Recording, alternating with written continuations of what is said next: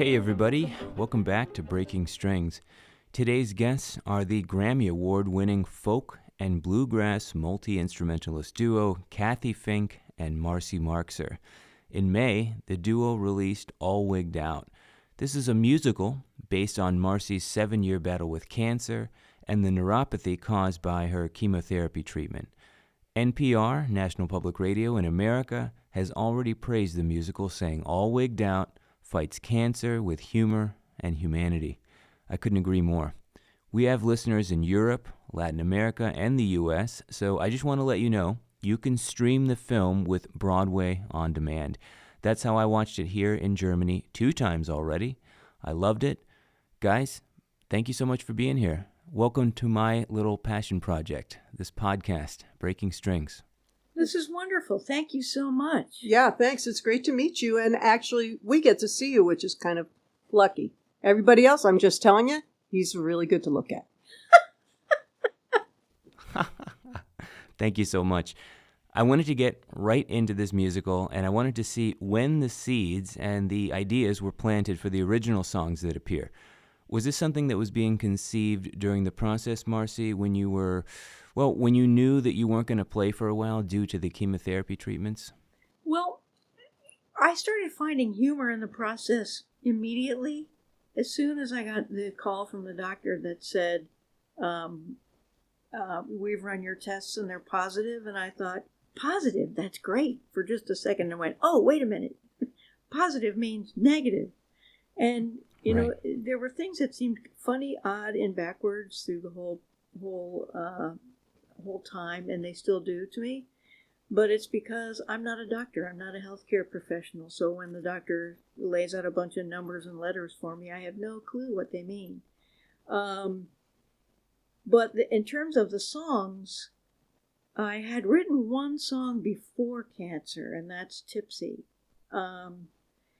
But it was very inspiring to write down. I was supposed to write down some things for my doctor, side effects and issues that I was having. And the things that I ended up writing were the things I thought were odd or funny.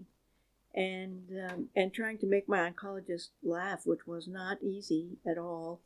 Luckily, it made me work really hard. And also, humor is just part of how you get through something like this.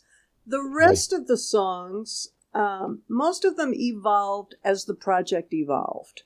Like, we needed a theme song. We knew we were going to call this All Wigged Out because it refers not only to the experience in the wig shop, but feeling wigged out means you're feeling crazy, you're feeling a little nuts, you're feeling a little freaked out, you know. And that double entendre was really great. There was one song that we'd been singing for several years, but it had really encapsulated a feeling that we had from the whole cancer experience, and also from our friends who were so gracious in helping take care of us. And that song is called Closer to the Light. And that was written by a ukulele pal of ours, Jim Beloff, with Herb Ota, who is a Hawaiian ukulele player and composer. And Jim was so excited about having the song in the film. There's one other song that we didn't write, and it is the song called Unsolicited Advice. And that song came to us through another dear friend, Ken Whiteley, who I've probably known for 45 years.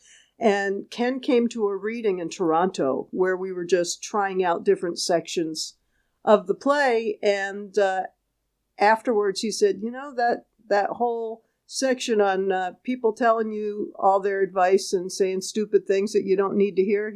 I said, yeah.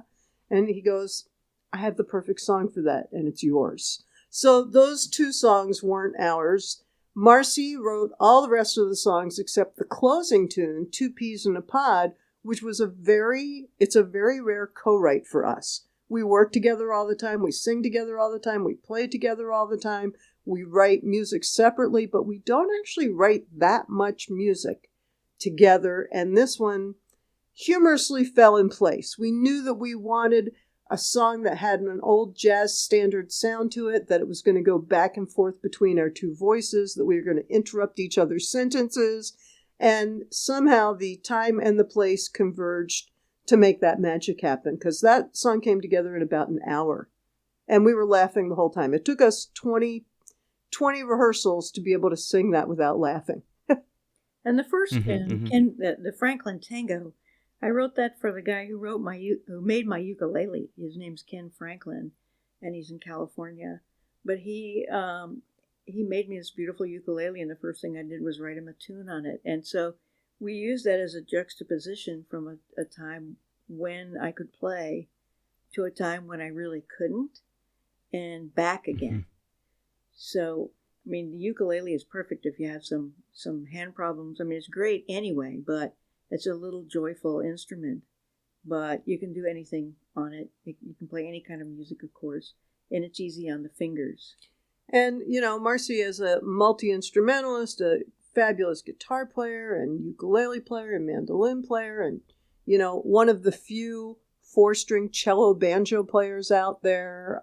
There's nothing with strings that she can't play. Losing the use of her fingers for a while was really, terrifying. And luckily, she did make a comeback. She still has some neuropathy, but she's playing like a champ. Nobody else would ever know that it's a challenge for her. I think she's amazing. And you know how important it is to a player to play, not only just the act of playing, but it's how we stay in touch with our own feelings. It's how we communicate with others, and it's our job. All those things are wrapped up in playing. So it took a real mental adjustment to channel creativity in another direction. I wanted to jump into a listener letter that came in from British Columbia. It came in a little bit more than a month ago, and I was saving it for our meeting here because I couldn't answer it sincerely. I have not gone through something like this. How does one handle the emotional struggle of not being able to play your instrument due to an injury? And in your case, Marcy, the neuropathy, the chemotherapy treatments, and the general poor health. How did you handle these dark moments? Well, that's really a beautifully phrased question. As my hands I was having more and more trouble with my hands with neuropathy, and a lot of people don't know what that is, but it's basically nerve damage, and not everybody gets it. So if you're in cancer treatment, talk to your doctor about it, because it just might not happen to you. Mine was pretty much guaranteed, but I didn't really understand what it was until I got into it, and it turned my fingers into just implements that I could not use. I couldn't touch anything. Cancer patients sometimes on my program would say to each other, "Hey, can you pick up a quarter?" And that's our way of judging how we're doing, in a way that you kind of wink at each other and go, "Can you pick up a quarter?" "Yeah, I can still pick up a quarter." "Okay, good. But everything hurts to touch. So things like picking up a fork was really hard for me. Picking up a guitar pick, like the film says, was really, really hard. And touching my fingertips to metal strings was excruciatingly painful. And when I realized that, I just had to take a break. I couldn't play. I pushed until way beyond when most people would probably stop. But what I had to do was think. I couldn't play. I couldn't really read very well. My vision was affected. And I just thought music. I thought, well, if I can't play it, I'm just going to think about it. And I developed in my head a way of playing chord melody on the ukulele, and ended up filming 2 lesson series for True Fire on that method. So it was constructive, but also while I was in treatment, I put these, word spreads around the music community, and we all love each other. We're a big family. No matter where you live, we're part of this roots journey and family. I started putting up cryptic messages on Facebook, so people who knew me would know what I meant, but people who didn't know me would just think it was a funny cartoon. And I got such amazing response from that. There were so many, not only responses on the internet, but private notes from people saying they couldn't talk about it openly, and they were trying to hide their symptoms and things. And so I thought I got a little more brave about putting things out there, and because I realized it was helping people. Marcy's Facebook posts with her iPad art, which was something she didn't lose the ability, finger-wise, to do, were incredibly inspirational to people, and they were part of the inspiration behind creating this show, All Wigged Out, because she had such an incredible sense of humor. And honestly, if you don't have a sense of humor, you're going to have a hard time getting through any piece of this. There's nothing funny about it, which is why you have to find something to laugh at. And right. And I have to say that as partner and caregiver, Marcy was an incredibly good sport. And at the same time, it was my job to help try and keep her spirits up. You know, is there some music we want to listen to? Is there a movie that we want to watch? You know, and constantly, I think being on the hope team. If you're going to go through this kind of a thing, hope is really what gets you through. Hope, your friends, love, and humor. And there is something organic about smiling. There's something organic about laughing. I mean, we kind of made a rule where, amongst other things, it was my job to at least make her laugh once a day. And, you know, you have to hope, you have to believe, and then you use all your tools. And Marcy really, really rocked that. And one thing that's been really quite amazing for us is we've been screening the film now since last summer in lots of places. We screen it with cancer support communities. We've screened it for museums.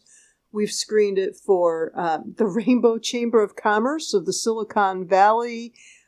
Lots of different organizations are bringing us in for screenings or doing virtual screenings followed by a Q&A, and often with some medical, health, or social work professionals.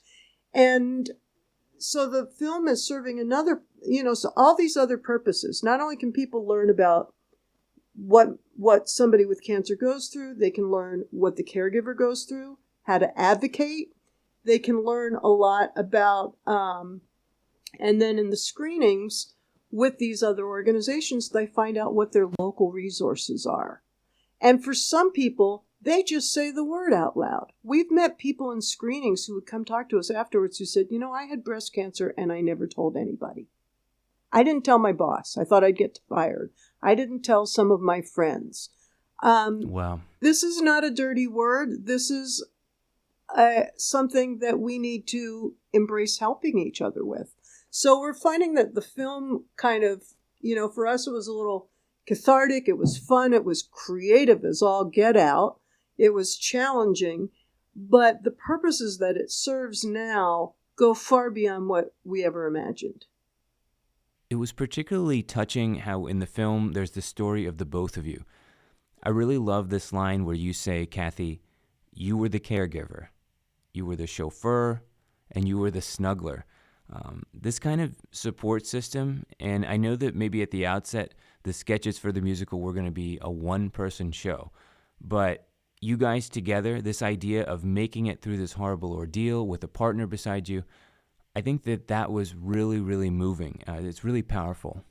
In my opinion, Cathy just had to be in it. It didn't make sense for me to quote her.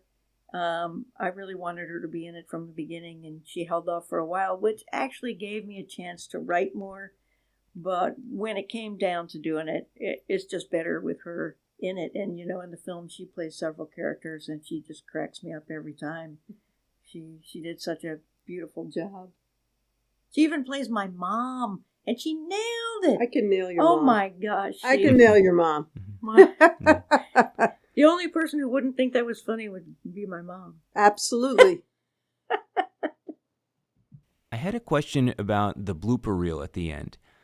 The blooper reel showed the takes that ended up not being used in the final performance, and I thought it was really funny. I thought it was really great. Personally, I always have trouble when I record. All Wigged Out was filmed live in front of a studio audience, right?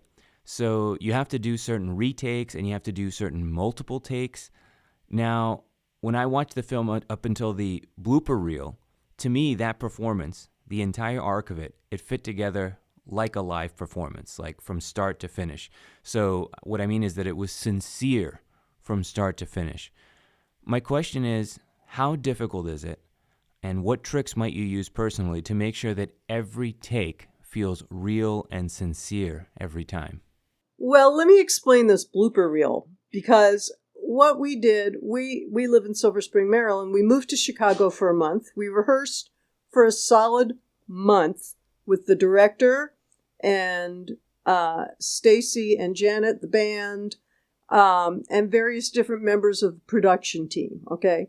And then the last 2 days, we filmed. We had to build the set in a dance theater because all theaters were closed during COVID, and we couldn't get into a theater. So we had the set built. We had an incredible set builder and designer, but we didn't even get a full walkthrough on the set.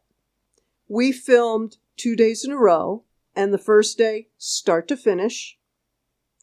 There were there was no full scene retake. Oh. So basically what it was an insane amount of work. Memorizing this play, understanding the blocking before we got onto the set. Add to that, as you saw, there's a lot of musical instruments, and there's no stagehand. So it's us making sure that each instrument is in the right place that we need it to be the next time we have to pick it up. And that's part of the blocking.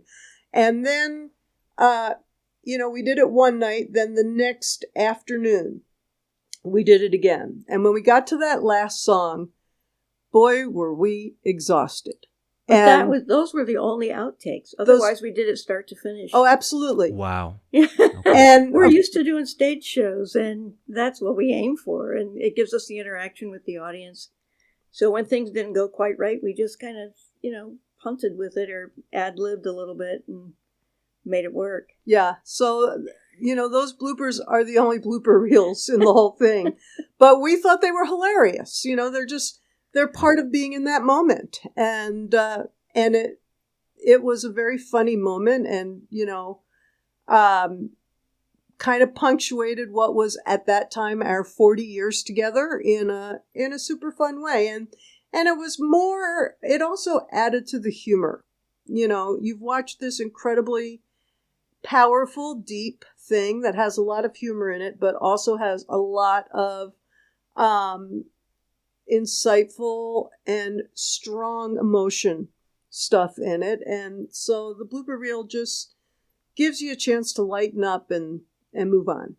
Well, and also like the recording process, making albums. We started making albums on 2-inch tape, and you just had to play it right. There were places, you could punch in on 2-inch tape, but the tape would hesitate. It would stop for a minute.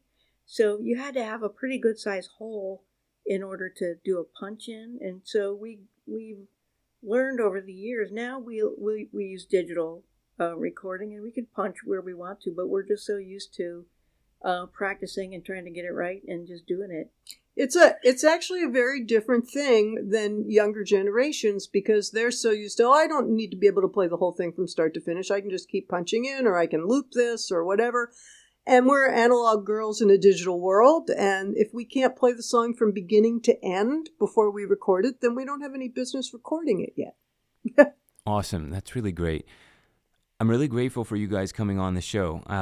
It's been a huge learning experience. I know that on many different levels, there are a wide variety of listeners, including classical guitarists, but it's a show that's really opened up to so many different people, and there's so many valuable things that you mentioned on the show today. I'm really grateful for you guys. Thank you so much. I'm so glad that you had us on and that I get to see you in person again. And I wouldn't be doing my job as a folk singer if I didn't do this shameless self-promotion. So you can find all of our recordings and stuff at cathymarcy.com. There's a store there, cathymarcy.com. There's also a whole tab there, cathymarcy.com/allwigged-out. It's got the trailer. It's got all the places where you can stream it. You can purchase it from us. And tons of our music is also available on Bandcamp. We've got a great Bandcamp page. So If you want to join our email list, go ahead and do that. We'd love to meet you somewhere. Can I add one thing? I know you're trying to get a clean ending here. I have a word of advice for people performing and recording, and that's always keep a quarter in your pocket. Now, why is that? It's because microphone clips and little adapters that hold microphones in, and other electronic devices, sometimes the electrical plug in the floor of a theater, they'll have these caps on them with a groove in it. All those things were made to fit a quarter because roadies and stagehands always had a quarter in their pocket, but they couldn't necessarily go run off and grab the right screwdriver. So that is my word of wisdom for today. And you're happy to see me.